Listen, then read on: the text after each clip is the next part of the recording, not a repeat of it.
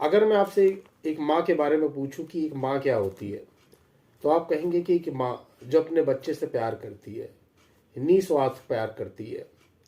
एक माँ, अगर जब भी हमें कभी चोट लगती है तो हम बस यही कहते हैं कि माँ। चोट लगने के बाद भी एक आवाज़ आती है माँ, क्योंकि माँ का प्यार किसी भी प्यार से 9 महीने शायद बहुत बड़ा होता है। क्योंकि एक माँ अपने बच्चे को 9 महीने तक कोख में रखती है। किसी भी दूसरे इंसान से उसका प्यार 9 महीने तो कम से कम बड़ा होता ही है, क्योंकि वो निस्वार्थ अपने बच्चे को पेट में रखती है और निस्वार्थ प्यार करती है। भूख लगती है, अपने आप को भूखा रख लेती है, लेकिन अब अपने बच्चे को कोशिश करती है कि उसका पेट भरा रहे।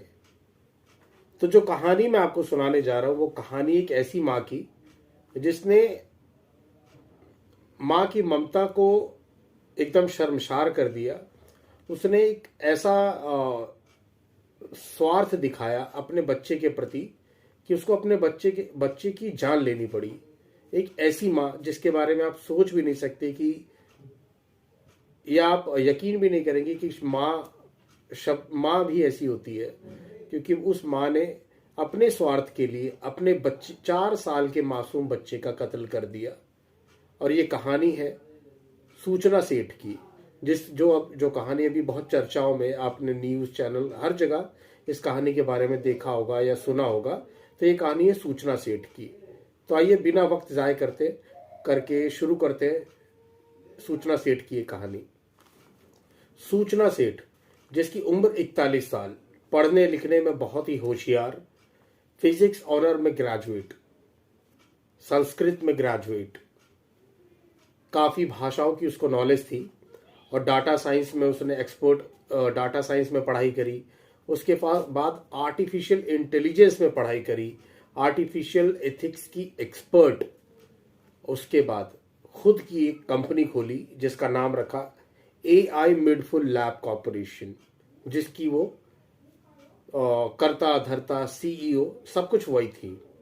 तो 6 जनवरी, यानी बीते 5 दिन पहले 6 जनवरी 2024 को सूचना सेठ गोवा के एक नामी गिरामी होटल, कैड्रोलाइन गोवा में ये जगह है। होटल का नाम है बेनिया ग्रैंड होटल, जिसमें एंट्री लेती हैं अपने 4 साल के एक बच्चे के साथ। और 6 जनवरी को एंट्री लेती हैं और स्टाफ डेस्क उनको अपने होटल के रूम तक छोड़ता है। साथ में होटल का एक क्लीनर होता है, उनके साथ जाता है, उनका बैग रखवाता है। वो सूचना सेठ क्लीनर को कुछ टिप देती हैं। उसके बाद क्लीनर उनके रूम में उनको छोड़कर वापस आ जाता है। सूचना सेठ वहाँ लगभग 2 दिन बिताती हैं और 8 जनवरी की रात को 1 बजे होटल के रिसेप्शन पे फ़ोन करती हैं और कहती हैं कि मुझे बेंगलोर निकलना है, बेंगलोर के लिए मुझे एक कैब चाहिए। तो होटल का स्टाफ का जो डेस्क पे जो बंदा बैठा होता है वो कहता है कि अगर आप बेंगलोर बाय कैब जाना चाहती है तो आपको लगभग काफ़ी टाइम लग जाएगा। इससे अच्छा है कि आप फ्लाइट लीजिए, 1 घंटे में वहाँ पहुँच जाइए। लेकिन सूचना सेठ को सिर्फ कैब चाहिए थी। तो वो होटल का डेस्क था, वो कस्टमर जैसा कहेगा उसको फॉलो करना पड़ता है। तो एक ट्रैवल एजेंसी को फ़ोन करता है और एक बेंगलोर के लिए कैब बुक करता है, जो कि सूचना सेठ के लिए रात को 1 बजे आती है। और सूचना सेठ वहाँ से अपना एक बैग लेती हैं और कैब में बैठ के बेंगलोर के लिए रवाना हो जाती हैं। सूचना सेठ के जाने के बाद होटल का क्लीनर उनके रूम में आता है, उनके रूम की सफाई करने, जो कि नेक्स्ट कस्टमर को दी जानी थी। तो देखता है कि सफाई करते वक्त उसको वहाँ पर उसके रूम में खून के कुछ धब्बे दिखाई देते हैं। वो डर जाता है, वो इसकी खबर अपने मैनेजर को देता है और उसका मैनेजर रूम में आके विजिट करता है और देखता है हाँ ये वाकई में खून के धब्बे हैं। उसे थोड़ी गड़बड़ लगती है और वहाँ उसके बाद उसका मैनेजर एक पुलिस के थाने में कंप्लेन करता है कि हमें होटल के रूम से इस तरह के खून के धब्बे मिले हैं। यानी उसके बगल में जो स्टेशन था, कलिंगट पुलिस स्टेशन, यानी गोवा में, वहाँ की पुलिस वहाँ आती है, होटल के रूम की चेकिंग करती है। उनको भी खून के धब्बे दिखाई देते हैं और उन्हें डाउट होता है। वो होटल के मैनेजर स्टाफ सबसे पूछते हैं और उन्हें एक आश्चर्यजनक बात ये लगती है कि एक लेडी जो रात को 1 बजे अकेले कैब करके बेंगलोर के लिए रवाना हुई है, कुछ ना कुछ तो गड़बड़ है। तो इसके लिए पुलिस वाले ट्रैवल एजेंसी का उनसे एक नंबर लेते हैं, क्योंकि सूचना सेठ ने, जैसा कि मैंने आपको पहले बताया कि उन्होंने वहीं से कैब बुक करी थी, तो ट्रैवल एजेंसी के थ्रू वो उस कैब ड्राइवर का नंबर लेते हैं और नंबर लेने के बाद उस कैब ड्राइवर को फ़ोन करते हैं और पूछते हैं कि अभी आप कहाँ पर हैं। तो कैब ड्राइवर उस समय ऑन रूट था, यानी गोवा से बेंगलोर के रूट पे मौजूद था, जो कि सूचना सेठ के साथ मौजूद था और गाड़ी चला रहा था। तो उन्होंने उनसे बोला, पुलिस ने कैब ड्राइवर से बोला कि आप हमारी सूचना सेठ से बात कराइए। कैब ड्राइवर सूचना सेठ की पुलिस वालों से बात कराता है। पुलिस वाले सूचना सेठ से क्वेश्चन करते हैं, बोलते हैं हमें आपके रूम में खून के कुछ धब्बे मिले और आपके साथ 4 साल का आपका एक बच्चा था, वो बच्चा कहाँ है और आपके रूम में खून के धब्बे कैसे मिले। सूचना सेठ बिल्कुल भी नहीं डरती, वो बताती है मैं अपने 4 साल के बच्चे को अपने वहीं मेरा एक दोस्त रहता है गोवा में, वहाँ छोड़ के आई हूँ। पुलिस वाले कहते हैं अगर आप छोड़ के अपने बच्चे को आई हैं तो हमें उसका एड्रेस दीजिए। सूचना सेठ बिना डरे एक एड्रेस देती हैं और पुलिस वाले वो एड्रेस नोट कर लेते हैं। उसके बाद पुलिस वाले सोचते हैं कि हम बेवजह शायद एक लड़की को परेशान कर रहे हैं रात में, लेकिन पुलिस वाले का खुफिया दिमाग है। पुलिस वाले सोचते कि एक बार चेक कर लिया जाए जो एड्रेस दिया उस पर इनका बच्चा है कि नहीं। तो पुलिस वाले अपने एक साथी को भेजते हैं उस एड्रेस पे जो कि सूचना सेठ ने दिया था, और वहां जाकर देखते हैं तो वो एड्रेस बिल्कुल फेक निकलता है। तो पुलिस वालों का शक जो है बिल्कुल गहरा हो जाता है। उसके बाद वो उसी कैब ड्राइवर को दोबारा से एक फ़ोन करते हैं और बोलते हैं कि इस समय अगर आप जहाँ भी हो, सूचना सेठ को इसकी खबर ना हो पाए, आप गाड़ी अपने जितनी नज़दीकी कोई थाना हो वहाँ जाकर उस थाने में इस गाड़ी को लगाइए और वहाँ के थाना इंचार्ज से हमारी बात करवा दीजिए। कैब ड्राइवर को लगता है कि बात में अगर पुलिस ही पूछ रही है तो शायद कोई ना कोई मेरे साथ कोई अपराधी बैठा है। तो वो नज़दीकी एक थाना पड़ता है मंगला पुलिस स्टेशन, गाड़ी को वहाँ ले जाता है, वहाँ रोकता है और दौड़ता हुआ पुलिस के थाने के इंचार्ज के पास जाता है और बोलता है ये गोवा पुलिस का नंबर, ये है गोवा पुलिस, आप इनसे बात कर लीजिए। गोवा पुलिस की मंगला थाने पुलिस स्टेशन से बात होती है। मंगला थाने पुलिस स्टेशन वाले बोलते हैं बताइए सर हम आपकी क्या सेवा कर सकते हैं। तो गोवा पुलिस उनसे कहती है कि सर आपके साथ जो एक लेडी आई है वो जब उन्होंने होटल में चेक इन किया था तो उनके साथ एक बच्चा था, चेकआउट किया तो कोई बच्चा नहीं था। आपसे सिर्फ इतनी रिक्वेस्ट है, आप उस लेडी की तलाशी लीजिए और उसके साथ जो बैग है उसकी तलाशी लीजिए, बस इतना हमारा एक काम कर दीजिए। अगर तलाशी के बाद कुछ मिलता है तो आप हमें संपर्क कीजिएगा। तो जैसा कि गोवा पुलिस कहती है, मंगला स्टेशन के थाने वाले सूचना सेठ की तलाशी लेते हैं, उसके बैग की तलाशी लेते हैं।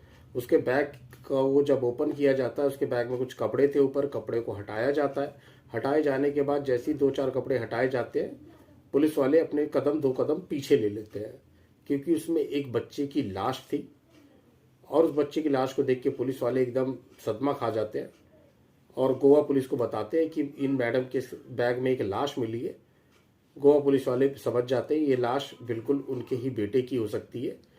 वो कहते हैं कि आप उस बॉडी को अपने नज़दीकी सरकारी अस्पताल की एक मॉर्चरी में रखवा दीजिए और सूचना सेठ को अपनी कस्टडी में रखिए, तब तक हमारी टीम आपके पास आ रही है उनकी कस्टडी लेने।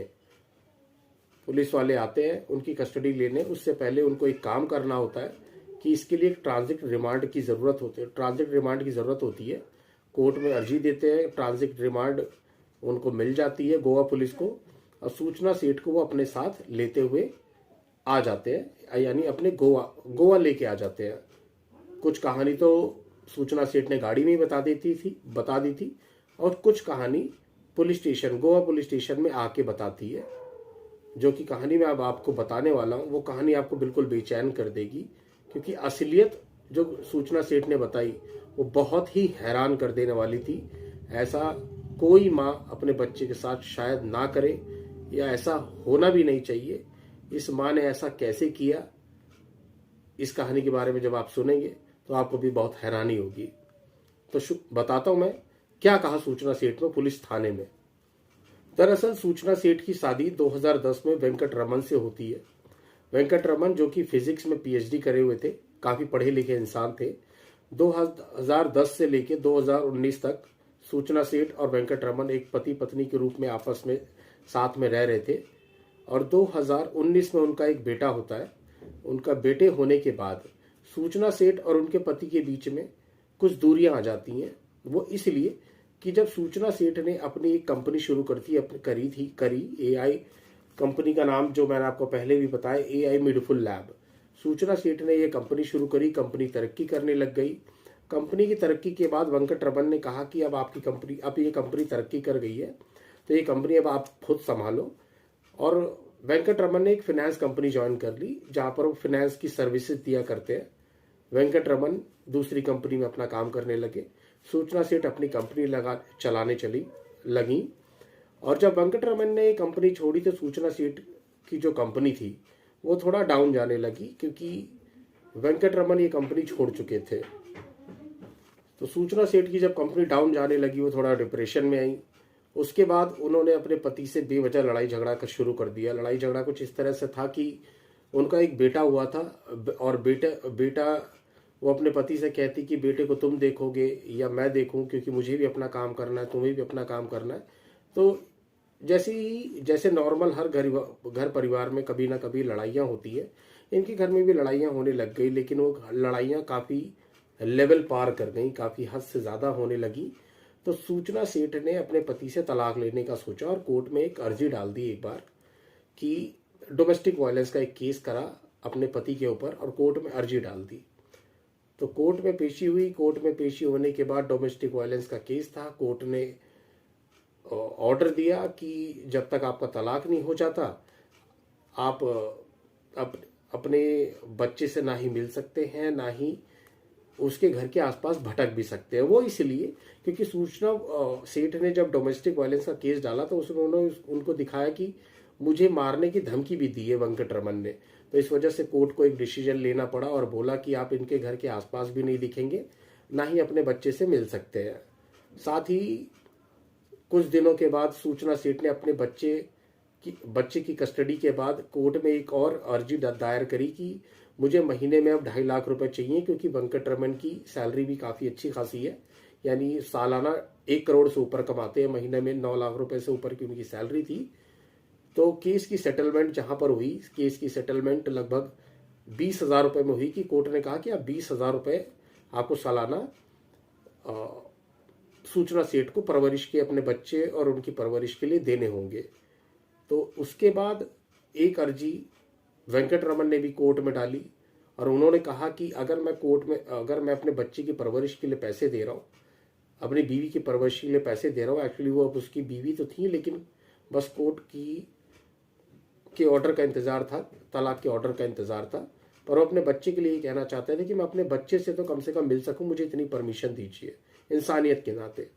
कोर्ट ने भी इंसानियत के नाते ऑर्डर दिया कि आप हर संडे अपने बच्चे से मिल सकते हैं। तो कोर्ट की परमिशन मिलने के बाद वेंकट रमन जब पहले संडे, यानी संडे को उनको परमिशन दी गई थी, पहले संडे जब सूचना सेठ के पास अपने वकील को लेके गए अपने बच्चे से मिलने के लिए, वकील इसलिए लेके गए थे ताकि कोई गड़बड़ ना हो सके, सूचना सेठ उन पर कोई अलग केस ना दायर कर दे। तो वकील ने जाके सूचना सेठ से कहा कि वेंकट रमन अपने बच्चे से मिलने आए, उनको मिलने दिया जाए। लेकिन सूचना सेठ ने उनको अपने बच्चे से बिल्कुल नहीं मिलने दिया और डरा धमका के भगा दिया वहां से। वेंकट रमन ने कुछ भी नहीं कहा। उसके बाद वो अगले संडे का उन्होंने वेट किया।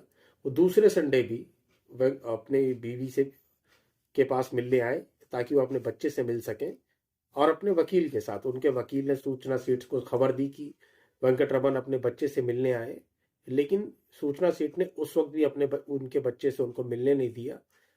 सूचना सेठ की नफरत अपने पति के लिए काफी हद पार कर चुकी थी। वो चाहती थी कि किसी भी तरह वेंकट रमन खुश ना रह सके। अब ऐसा क्यों था ये तो सूचना सेठ ही जानती है, लेकिन उन्होंने अपने बच्चे से मिलने नहीं दिया। ऐसे करते करते तीसरा संडे बीता, सूचना सेठ ने नहीं मिलने दिया।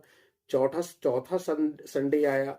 चौथे संडे में वेंकट रमन के वकील ने उनसे कहा कि आप कोर्ट ऑफ कंडम्प्ट ऑफ कोर्ट कर रही हैं, कि आप कोर्ट के पालन को फॉलो नहीं कर रही हैं तो इसके लिए आपको सजा हो सकती है, या हम कोर्ट में दोबारा जाएंगे, तब तो आपको उनके बच्चे से उनको मिलने देना होगा।